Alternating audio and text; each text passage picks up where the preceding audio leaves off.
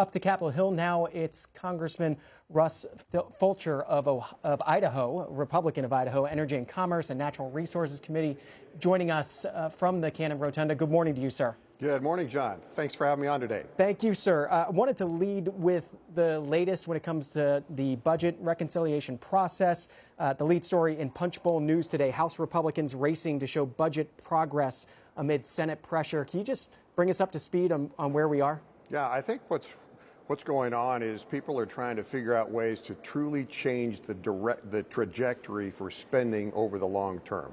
That's a problem that we've had for a long time. As you know, we're $36 trillion in debt, and it's difficult to do. I think the president and the DOGE group are doing their jobs. They're identifying areas that need to be reduced or eliminated, but Congress now has to act. And just long term to put these policies in place and situations where, just permanently speaking, we change the trajectory of the spending in Washington, D.C. So that's where most of the debate is how do we do that, still maintain the priorities that are important for us to maintain, but yet cut the spending stuff so that we can have a chance to have a balanced budget someday in the future. If you were advising Elon Musk, where would you want DOGE to look next? Probably IRS-related stuff. I mean, there's a lot of things there.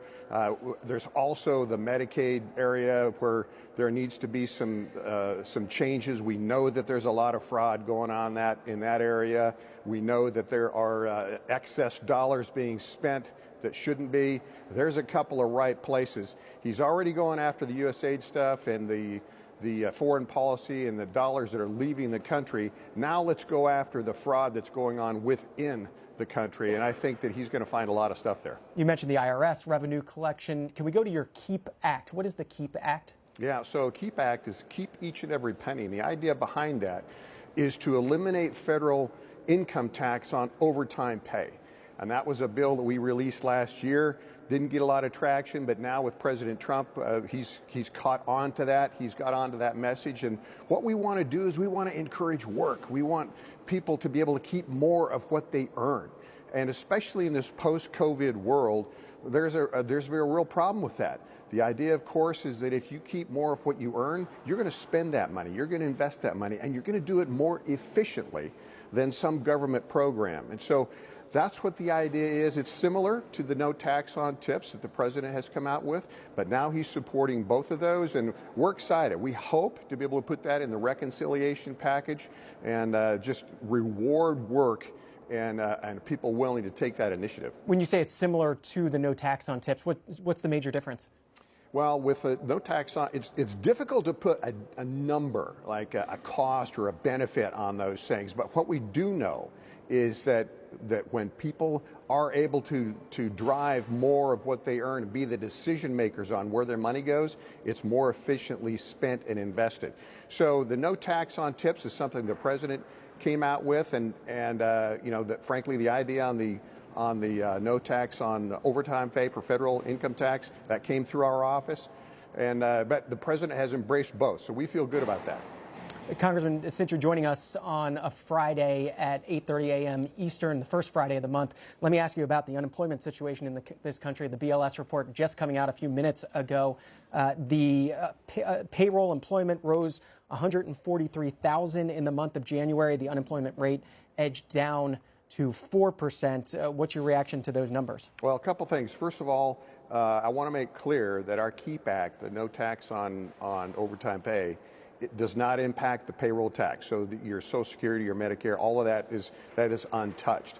The other point I would make on that is what's going on with our foreign adversaries and what's going on with the jobs that are being pulled into China and whatnot. And automatically now that transitions the conversation to some of the tariffs, why the president's doing some of that. So we've had an issue losing jobs to other countries, and we're not on necessarily a level playing field with those other countries. And so I think that tells you why the president has taken some of the policies and the approach on the tariffs that he has, John. And so everything is related in this issue. So when you see that report come out on jobs, it is tied to our foreign competition and how we handle that policy internally. I know we only have a couple minutes with you, Congressman. I did want to ask about the gem state. It suffered one of its worst wildfire seasons last year. And I know you recently had a meeting with federal officials and state officials to talk about wildfire management. What did you talk about, lessons that could be applied to 2025 and the wildfire season that's expected? You know, John, thanks for bringing that up, because it doesn't get a lot of airtime in the East all the time, and that's a huge issue in the West. We burned up 1 million acres in the last year.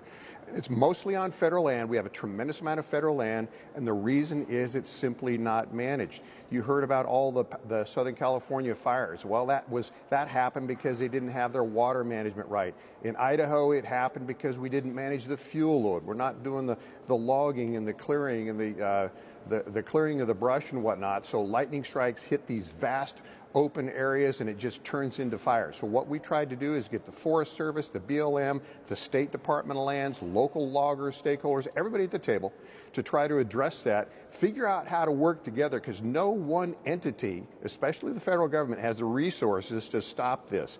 We can do it, but it takes management, and we're not doing that collectively. We're not working together. That was the whole purpose of my meeting with those stakeholders. On the clearing and the management that you need from the Forest Service, BLM, concerned that efforts to downsize the federal government, could that impact the ability, the number of people out there doing those things that you note are necessary to keep these wildfires from spreading? Very good point, and that's all the more importance of why we need to pull the local stakeholders in. Remember, this is federal land.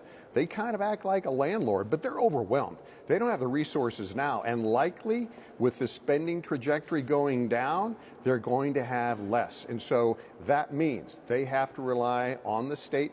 They have to rely on the locals. They have to rely on people that are living on the ground. And frankly, that's what we want. We on the local level, the constituency wants more control over that land. And this is one of those things where maybe not the circumstances you want to drive that decision, but that's what's happening, and it needs to transition to more local control.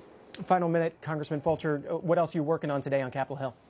Well, we've got a lot of the issues coming up in energy and commerce, name, image, and likeness. If you're familiar with that, that's a huge deal. College sports, we're starting to focus on that. We have to do something in that arena. Right now, it's just kind of a free-for-all with money going to student athletes and all kinds of agencies and potentially bad interests getting involved with that. So that's kind of on the short-term radar.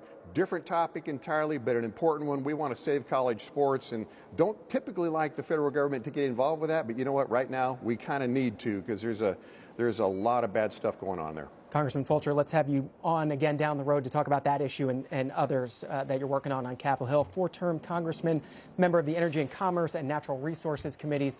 We'll let you go about your day. Thank you, sir. Thank you.